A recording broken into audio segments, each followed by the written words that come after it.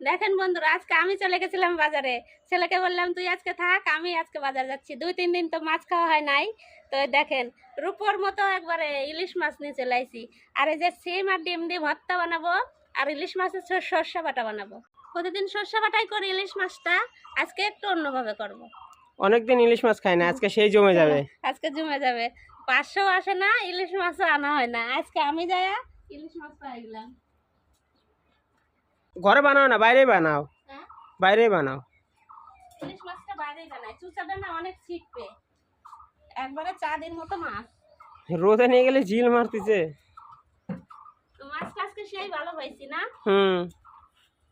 বটি মটি নিয়ে আসি। ছাই নিয়ে বসলা না? না, এই মাছে ছাই লাগে না। মাছটা কত সুন্দর দেখো, একবারে চকচক চকচক করতেছে। আজকে বাজারে যাই, এই ইলিশ মাছটার পরে আমার নজর পড়ে গেছে, ফটাফট নিয়ে নিছি। আজকে বাজারে ভিড় ছিল। সেই ভিড়, আজকে বুধবার না, অনেক ভিড় বাজারে। তারপর হলো 2 দিন সব মাছ খায় নাই। 2-3 দিন সব মাছ খাই নাই।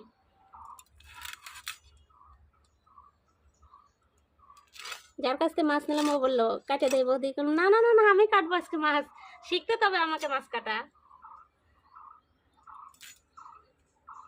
তুমি তো মাছ এমনি নাও না, কাটিয়ে তো নাও।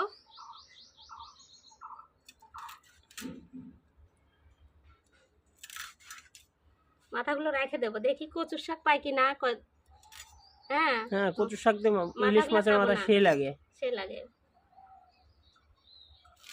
ইলিশ মাছ বলে উল্টা দিকে চলে, জলের উজানে চলে, উজানে। উল্টা দিকে না, যেদিকে স্রোত যাচ্ছে কিনা তার উল্টা সেদিকে যায়। সেদিকেই যায়। ও তো ওটাই। ইসে আসে না, উজানে যায়।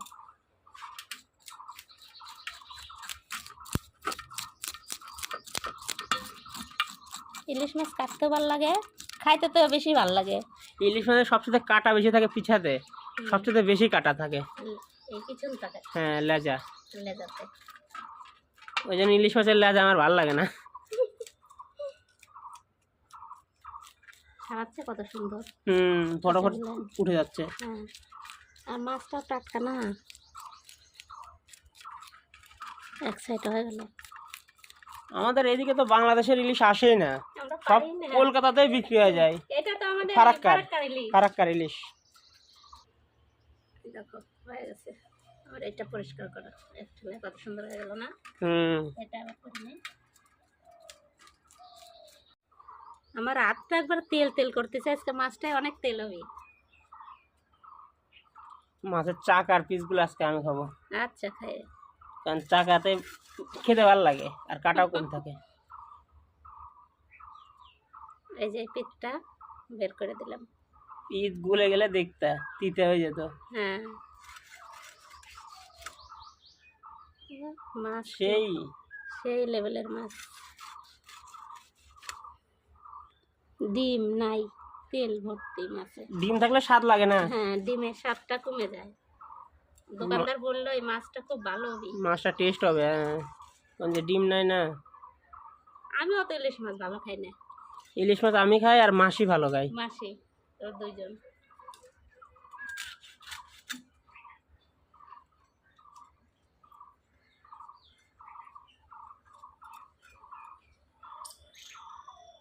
মাথাটা কি হাফ করে দিবা? ওটা তো দিবাই না। রাইখে দেবো, মাথা তো আজকে খাবো না। মৌলবের পাতা নিয়ে আসবা, ডাইগে গুলা। আচ্ছা, মৌলবীর ডাইকে দিয়ে ইলিশ মাছের মাথা ভালো লাগবে। হ্যাঁ,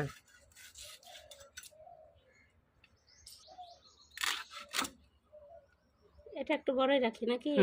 একটা বড়ই রাখো, একটা ছোট রাখো।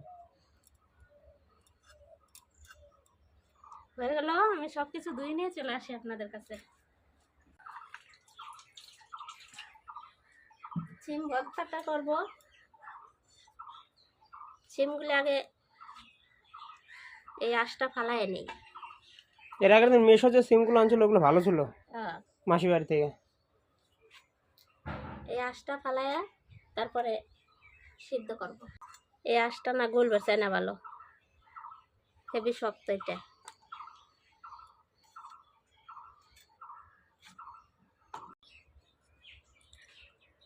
এখনকার দিনে আঠা ধরতে টাইম লাগে না। না, শীতের দিনে একটু টাইম লাগে, মানে আঠা ধরবেই না। সব কিছু ভিজা থাকবে। হ্যাঁ, আর শীতের দিনেও রোদ না দিলে পরে কিন্তু ধরে না সহজে। এখন পানি দিল না।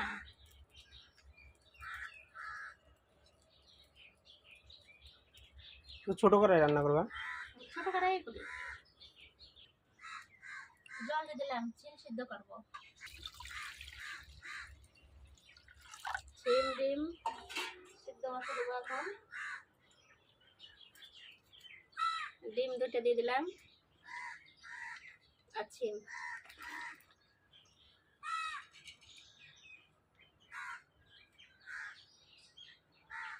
লবণ দেবো।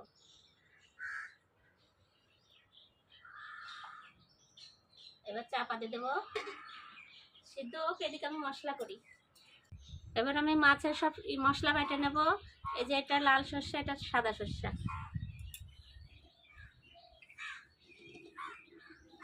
সব একসাথে বেটে নেব। এটা জিরে, কাঁচা জিরে দেবো আজকে তরকারিতে। এটা পোস্ত। তাহলে সব একটা মিক্সিতে করতে হয়। না, মিক্সিতে টেস্ট হয় না। কাঁচা লঙ্কা কয়টা, এটা কি আমাদের গাছের না এমনি আমাদের কিনা? গাছেরই। ওইদিনকে বেশি করে উঠালাম না। না এসে তার আগের দিন কিনাটা দিলা কিনা?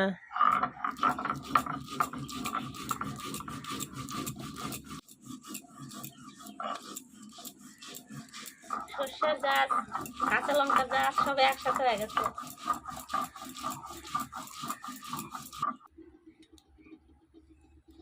মূল আম হয়েছে কত সুন্দর। তো পাটাতে একবারে চন্দনের মতো বাড়ছি। এই আমার চাপাটা খুলে দেখি, হয়ে গেছে। সিমের কালার চেঞ্জ হয়ে গেছে। সিম ডিম সিদ্ধ হয়ে গেছে। এবার নামানি।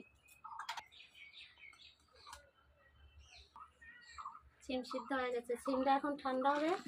তারপরে ঠান্ডা হতে হতে এদিকে আমি মাছটা রান্না করে নেই।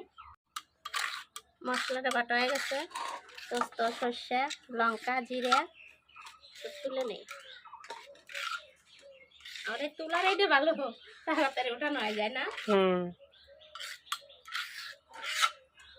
এবার লবণ দিয়ে দেবো,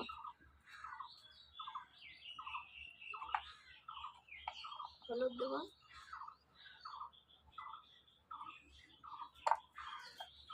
মেন জিনিসটা দেবো সরষের তেল।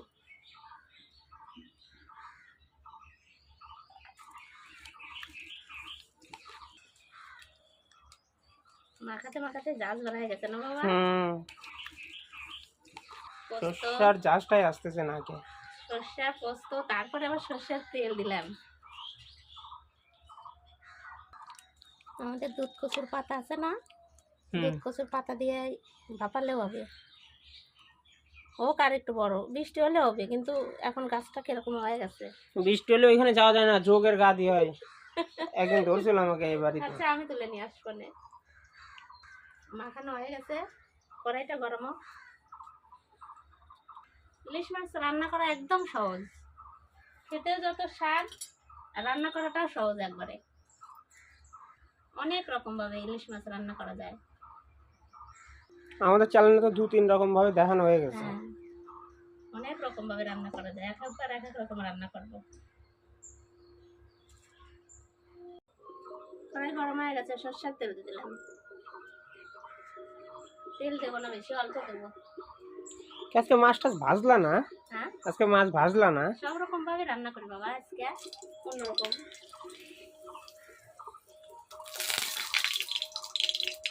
ফোড়নে কালো জিরে দিয়ে দেবো,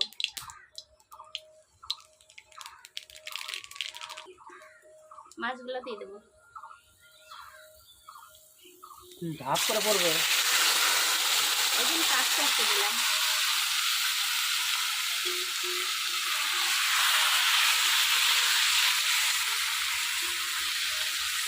ইলিশ মাছটা নরম, বেশি নাড়া যাবে না।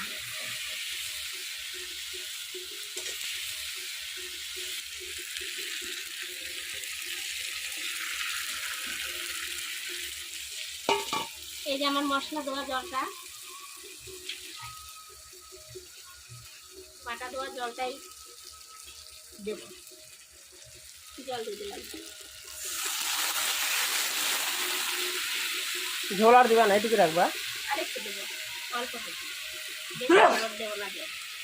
খুব ঝাঁজ বেড়ে গেছে এই সাইডটায়, হাওয়া আজকে ওইদিকে যাচ্ছে।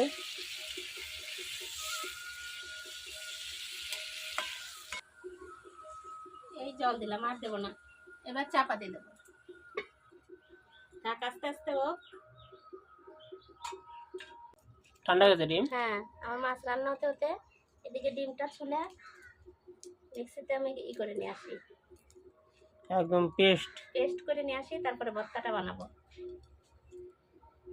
ডিম হাতে করলে বেশি হবে না, হ্যাঁ মিক্সি করার চাইতে হাতে চটকালে না, মিক্সিতে একবারে সব মিশে যাবে, আর হাতে মাখলে ডুমে ডুমে থাকবে।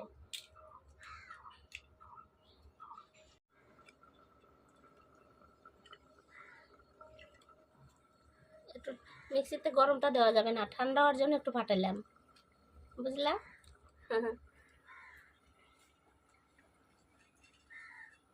ধোঁয়া হচ্ছে, দেখে আমার তরকারিটা কত দূর। এই দেখো, সেই সুন্দর সেন্ট বেরিয়ে গেছে না? গাছ বেড়াই গেছে। এই যে কটা কাঁচা লঙ্কা চিড়ে রাখছিলাম, দিয়ে দিলাম। এগুলো ভাতের সঙ্গে ডলে খেতে যা লাগবে না, আর একটু ডাকাতে রাখি। আমি এবার এটা মিক্সিতে করে নিয়ে আসি। এই যে কটা কাঁচা লঙ্কা, 3 কোয়া রসুন, এগুলো সব মিক্সিতে করে নেব। 2 বার দিতে হবে, একবারে হবে না।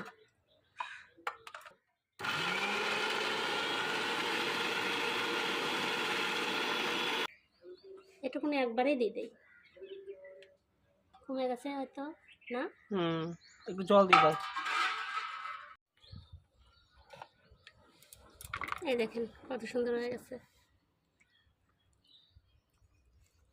একটা সিম নাই আর। পরে বাটিতেও আটবে না। দেখি তো আমার রান্না কত দূর। ও দেখো, আমার রান্না হয়ে গেছে। উপর থেকে একটু সরষের তেল দিয়ে নামা দেবো।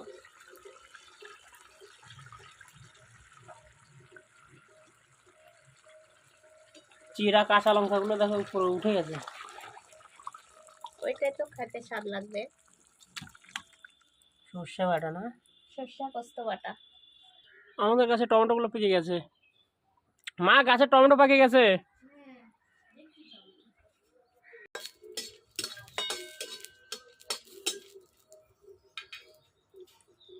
রসুন আর শুকনো লঙ্কার মধ্যে একটু তেল দিয়ে দেবো।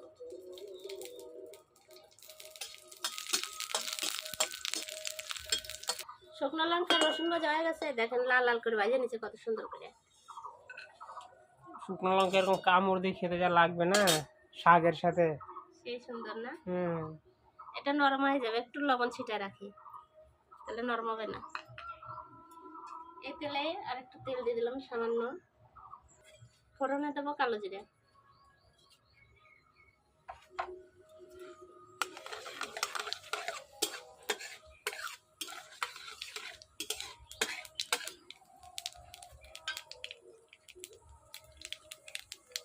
এই যে সিম আর ডিম ভর্তা,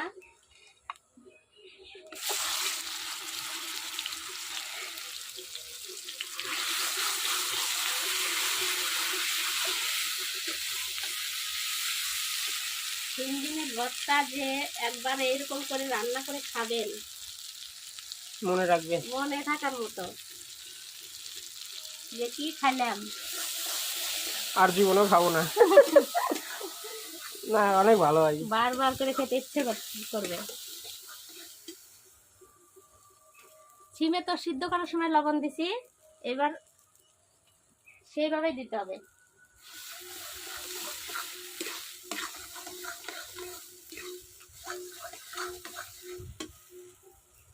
একটু হলুদ দেব। এবার যত সময় দলা না লাগে তত সময় ভাজতে থাকবো।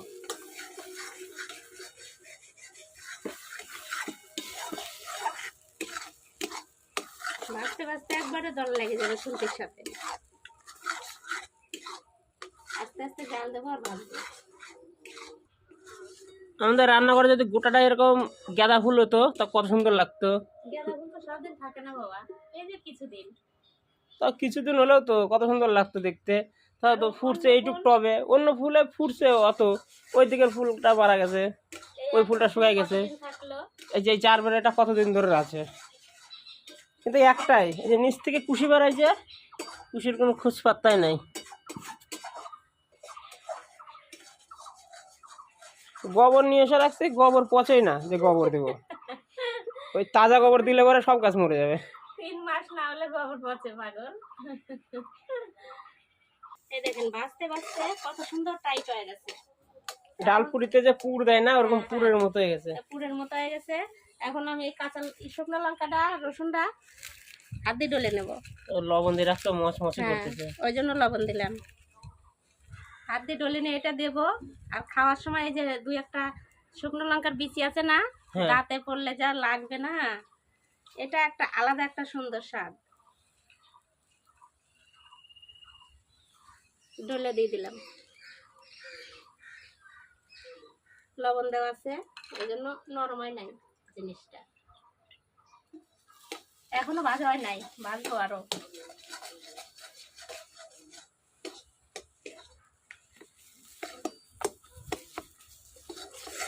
শুকনো লঙ্কা আর রসুনের সেন্ট বাড়াইছে এখান থেকে। ভর্তাতে এরকম করে ভাজে দিলে আলাদাই একটা সেন্ট বাড়ায়। দেখো আমি বললাম না, খুন্তির সাথে একবারে দলা পাকায়া যাবে। দেখেন কত সুন্দর হয়েছে, একা একাই দলা হয়ে গেল। আজকের রেসিপিগুলো কিন্তু সেই সেই হয়েছে, সেই আজকে যা খায়া মজা পাবো না। ইলিশ মাছ আর ভর্তা, ইলিশ মাছ আর সিম ডিম ভর্তা।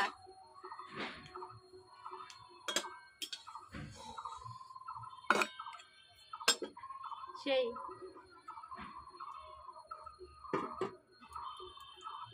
এই নাও ডিম দিয়ে সিম দিয়ে ভর্তা। সেই যে সেই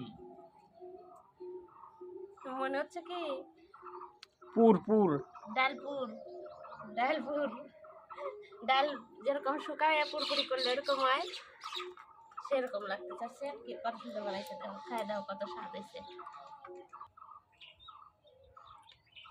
জায়গাটা সমান না তো, আওয়াজ করে না, তাহলে আওয়াজ করে।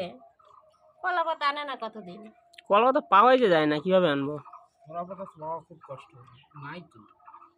এখন ফাল্গুন মাস কিনা, কলা পাতা সব নষ্ট হয়ে যায়, ফাইটে ফাইটে যায় পাতার মিডিল মিডিল থেকে।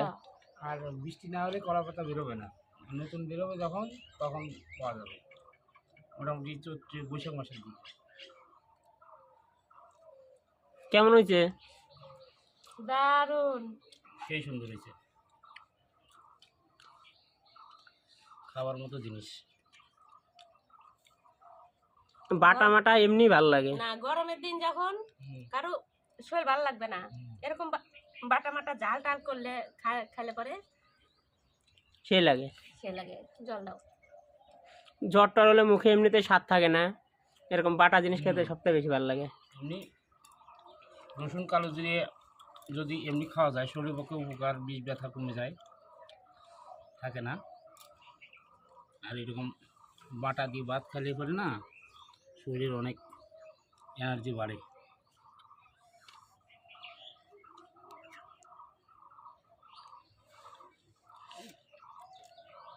পাঁচশো মাসে অনেক দিন নাই, ওই 500। ও ছেলে বিয়ে দেওয়ার পরে ও বেটার বউকে নিয়ে ব্যস্ত আছে। এর আগে তো ব্যাটার বকে কোলে করে নাচতেছিল, দিদা দেখছে বাইরে যে করছে হাসি, 500 নাচতেছে ব্যাটার বকে কোলে করে নিয়ে। দুটো দেবো, একটা দাও, একটা। না সর্ষে পোস্ত বাটা ইলিশ মাছ।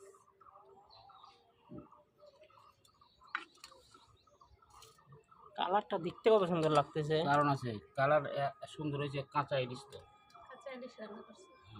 ভাজা না তো। এই নাও এই যে লঙ্কা, এটা খালি ডোলে খাও, ডলে খাও খালি, দেখো কি আর স্বাদ। লঙ্কা পাওয়া গেছে একটু, কাঁচা লঙ্কাটা এর সঙ্গে কাঁচা লঙ্কা আর ভাতের সাথে ডলে নাও। ব্যাস। আমাদের গাছের লঙ্কা নিশ্চয়ই। না, হ্যাঁ এটা গাছের লঙ্কা। এটা গাছেরই লঙ্কা।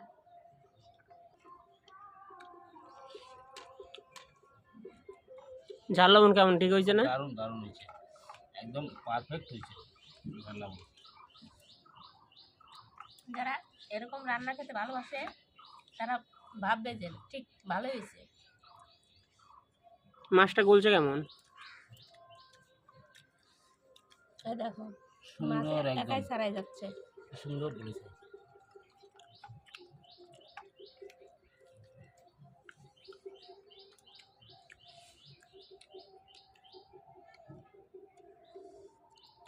দারুণ হয়েছে, দারুণ না?